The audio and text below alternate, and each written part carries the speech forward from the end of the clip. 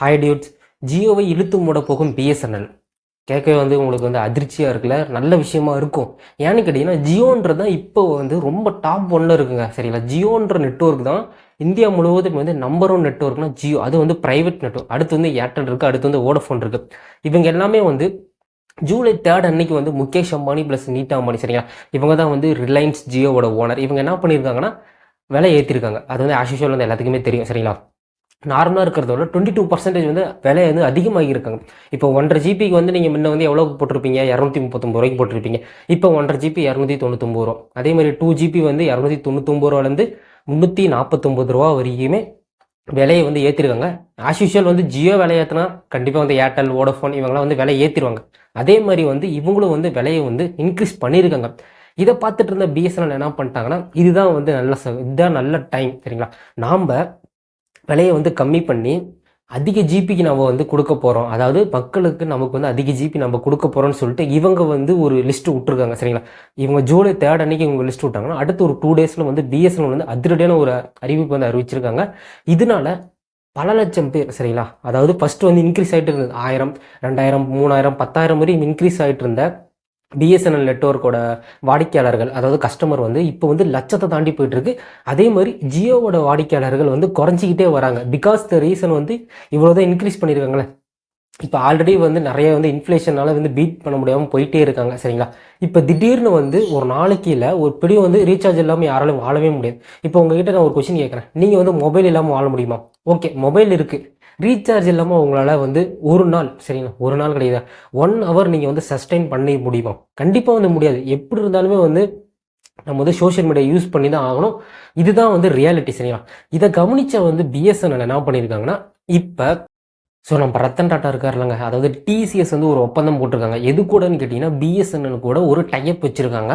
அந்த பட்ஜெட் எவ்வளோ ஒதுக்கியிருக்காங்கன்னா 24,000 கோடி ஒதுக்கியிருக்காங்க பிஎஸ்என்எலுக்காக. பிகாஸ் டாட்டாவோட வேலை என்னன்னு கேட்டிங்கன்னா, நாங்கள் அடுத்த 2025 4G சேவைக்கான டவர்ஸ் எல்லாமே நாங்கள் வச்சுருவோம். சரிங்களா, அதோட பொறுப்பு நாங்கள். சரிங்களா, நீங்கள் அதுக்கான ப்ராசஸ் நீங்கள் கரெக்டாக பண்ணுறீங்களா? அது எதோட வேலைன்னா பிஎஸ்என்எலோட வேலை. சரிங்களா, இதனால் நிறைய பேர் என்ன திங்க் பண்ணிட்டு இருந்தீங்கன்னு கேட்டிங்கன்னா, பிஎஸ்என்எல் டாட்டா வாங்கிட்டாங்க அப்படி இப்படின்னு நினச்சிட்டு இருக்கீங்க. பட் அது ரூமர். சரிங்களா, பிஎஸ்என்எல் டாட்டா வாங்கலை, ஜஸ்ட் டைப் மட்டும் தான் பண்ணியிருக்காங்க. சரிங்களா, டவர் வைக்கிற வேலை மட்டும்தான் டாட்டாவோட வேலை, மற்ற வேலை எல்லாமே பிஎஸ்என்எலோட வேலை. இப்போ நிறைய பேத்துக்கு ஒரு கேள்வி இருக்குங்க, ஆல்ரெடி பிஎஸ்என்எல் ஏன் வெறுக்க ஆரம்பிக்கிறாங்க, ஏன் நிறைய பேர் பிஎஸ்என்எல் விட்டு ஜியோக்கு போனாங்கன்னு ஒரு ரீசன் இருக்குங்க. 2016 ஜியோ வருதுங்க. அப்போ எல்லாமே ஃப்ரீ. சரிங்களா, அப்போ எல்லாமே ஃப்ரீ. இதுக்கு முன்னாடி எப்படி இருந்ததுன்னு கேட்டிங்கன்னா, நீங்கள் ஒரு கால் பேசணும்னாலும் ரூபா இருந்தது. அது ஏர்டெல்லாக இருக்கலாம், வோடஃபோனாக இருக்கலாம், ஐடியாவாக இருக்கலாம், டொக்கோமாவாக இருக்கலாம். இந்த மாதிரி நிறைய சிம் கார்டு கம்பெனிஸ் எல்லாமே இருந்தது.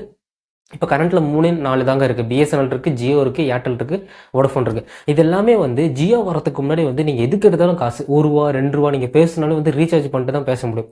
ஜியோ 2016 கொண்டு வராங்க ஒரு அதிரடியான ஆஃபர். நீங்கள் ஜியோ சிம் வாங்கினீங்கன்னா ஒரு நாளைக்கு நீங்கள் மெசேஜ் ஃப்ரீயாக பண்ணிக்கலாம். நெட்டு எவ்வளோ வேணாலும் நீங்கள் யூஸ் பண்ணிக்கலாம், தாராளமாக யூஸ் பண்ணிக்கலாம்னு சொல்லிட்டு 3 மாதத்துக்கு நீங்கள் எவ்வளோ நெட்டு வேணாலும் யூஸ் பண்ணிக்கலாம். ஒரு நாளைக்கு நீங்கள் 100 ஜிபி வரைக்குமே நீங்கள் யூஸ் பண்ணிக்கலாம், அன்லிமிட்டெட் ஃப்ரீ நெட்ஒர்க் அப்படின்னு சொன்ன உடனே எல்லா மக்களும் என்ன பண்ணிட்டாங்கன்னா, அதாவது ஏர்டெல், பிஎஸ்என்எல், வோடோஃபோன் யூஸ் பண்ணிட்டு இருந்த மக்கள் எல்லாமே எதுக்கு போயிட்டாங்க, ஜியோவுக்கு போயிட்டாங்க.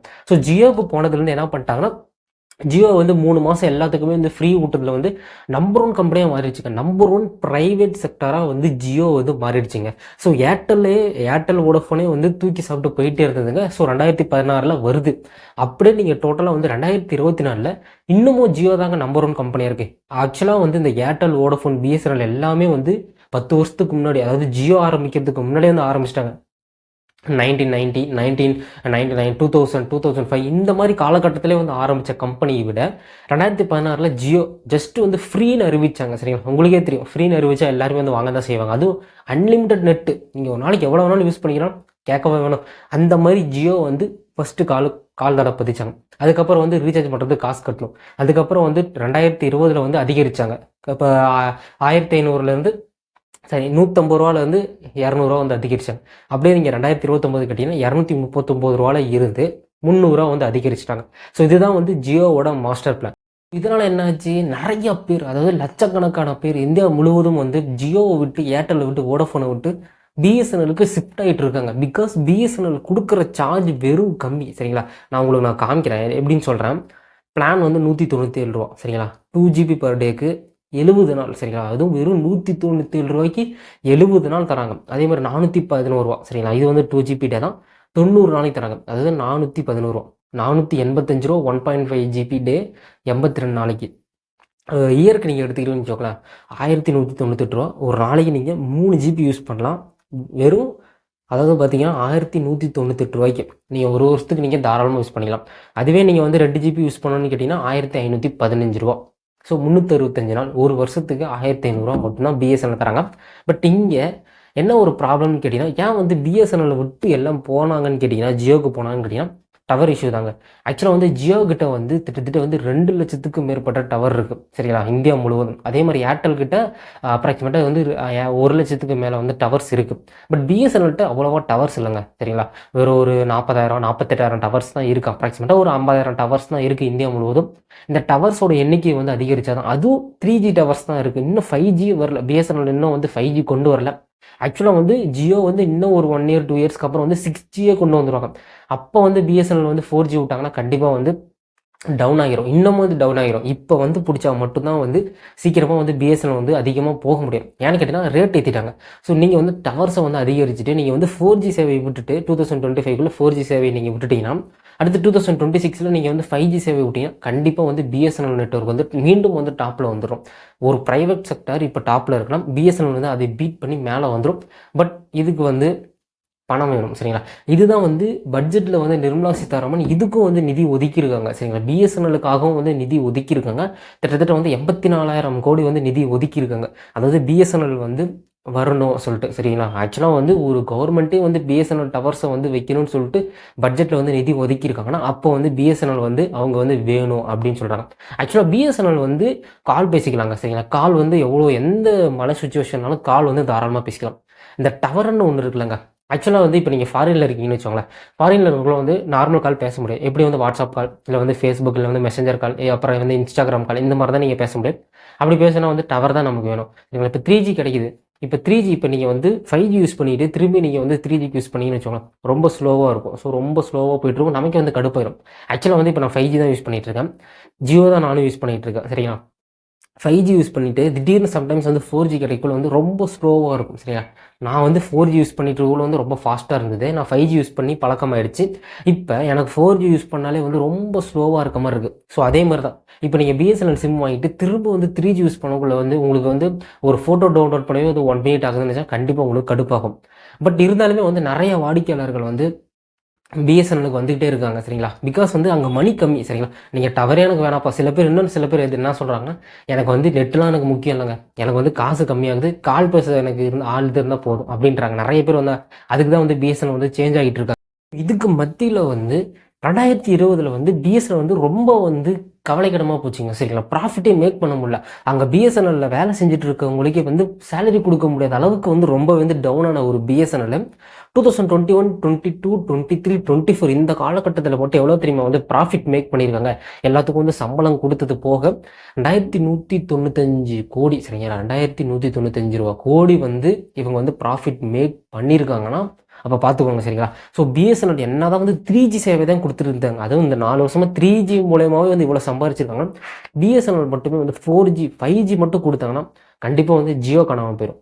அதே மாதிரி வந்து ஏர்டெல் காணாமல் போயிடும். அதே மாதிரி வோடஃபோன் காணாமல் போயிடும். இந்த 3 ப்ரைவேட் செக்டர் எல்லாமே வந்து தட்டி தூக்கிட்டு போயிட்டு இருப்பாங்க, காணாமே போயிடும். சரிங்களா, ஆக்சுவலாக வந்து அதை நடக்கணும்னா பிஎஸ்என்எல் வந்து டவர்ஸ் அதிகமாக வைக்கணும். சரிங்களா, எந்த மலைப்பிரதேசமாக இருந்தாலும் சரி, அங்கே போயிட்டு அங்கே ஒரு டவர் வைக்கணும். அப்போ தான் வந்து மலைப்பிரதேசத்தில் இருக்கவங்களுக்கு காமி. ஆக்சுவலாக வந்து ஜியோவே வந்து மலைப்பிரதேசம், அதாவது மலை இந்த மாதிரி சைடில் இருக்கவங்களுக்கு வந்து டவரே கிடைக்காது. சரிங்களா, ஸோ நானும் சம்டைம்ஸ் வந்து மலை சைட்லாம் போவேன், பட் அங்கே வந்து டவர் கிடைக்காது. ஜியோனில் ஏர்டெல்லே வந்து டவர் கிடைக்காது. பட் பிஎஸ்என்எல் வந்து மலைப்பிரதேசம் இந்த மாதிரி ஒரு சில குறிப்பிட்ட நகரங்களுக்கு மட்டுமே வந்து அவங்க வந்து டவர் மட்டும் வச்சுட்டாங்கன்னு வச்சுக்கோங்க, கண்டிப்பாக வந்து பிஎஸ்என்எல் வந்து இன்னும் வந்து சிம் கார்டு வந்து நிறைய சேல் ஆகிறதுக்கு அதிகபட்ச வாய்ப்பு இருக்குது. சரிங்களா, ஸோ இதுதான் வந்து ட்ரேவும் சொல்கிறாங்க. சரிங்க, ட்ரே வந்து யாருன்னு கேட்டிங்கன்னா, இது எல்லாமே வந்து ட்ரே ஒரு ஆர்கனைசேஷன் தான் நடத்துது.